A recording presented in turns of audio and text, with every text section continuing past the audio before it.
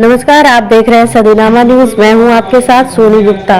कोलकाता के रविंद्र सदन प्रांगण में बंगला एकेडमी का 5 दिवसीय लघु पुस्तक का शुभारंभ 10 जनवरी 2024 से बंगला एकेडमी के 5 दिवसीय लघु पुस्तक मेला आरंभ हुआ। विशिष्ट व्यक्तियों में उपस्थित रहे मंत्री ब्रात्यो बसु, इंद्रनील सेन गुप्ता, गिल्ड के अध्यक्ष और सेक्रेटरी त्रिदेव चटर्जी और सुधांशु शेखर दे और विशिष्ट व्यक्ति।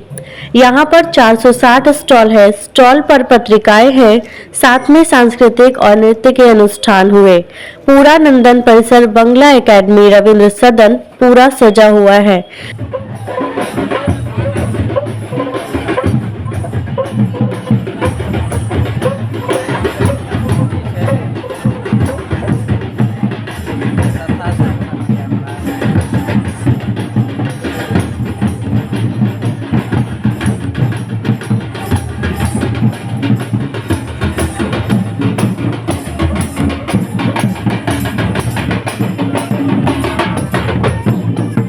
मंत्री ब्रात्यो बसु ने गगनेंद्र सभागार में प्रदर्शनी का उद्घाटन भी किया। यहाँ सदीनामा का स्टॉल भी है। यह रपट मीनाक्षी सांगरेरिया ने लिखी है। ऐसे ही तमाम खबरों से अपडेट रहने के लिए हमारे चैनल को लाइक, शेयर और सब्सक्राइब करना ना भूलें।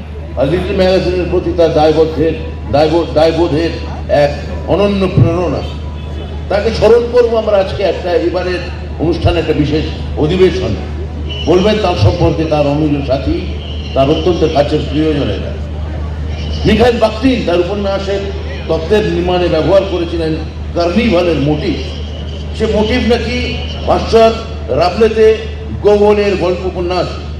মহাখ্যান সবসময় কার্নিভালের উৎসবের থেকে গণতান্ত্রিক আর কিছু হয় না। আমরা চেয়েছি আঁকড়ে রাখার, কুক্ষিগত করে রাখার কোনো প্রবণতাকে তিলমাত্র প্রশ্রয় না দিয়ে সবার জন্য আমন্ত্রণের আঙিনা প্রস্তুত করে রাখতে।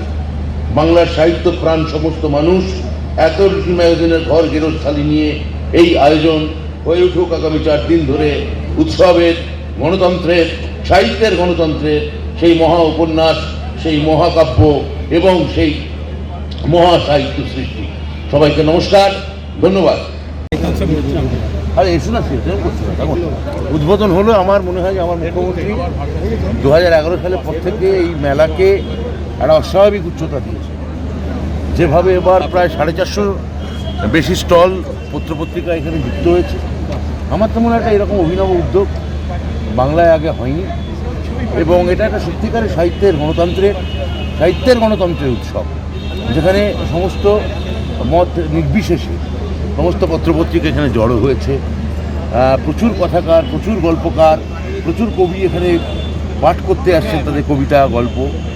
ফলে আমার মনে হয় যে একটা খুবই বড় ব্যাপার এখানে ঘটবে আগামী 4 দিন। প্রত্যেকটা অনুষ্ঠানে আমরা দেখি কততম বর্ষ হচ্ছে, কিন্তু লিটল ম্যাগাজিন কত বর্ষ হচ্ছে এটা কোথাও উল্লেখ নেই। সেটা কি? আচ্ছা, আমি সামনে বছরটা খুঁজে পেতে আমি নিয়ে আসবো। Thank you.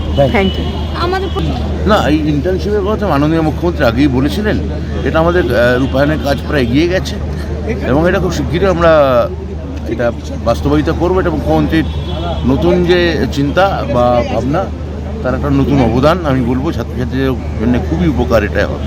কোনো টাইম লাইন বা কিছু খুব দ্রুত এটা হবে।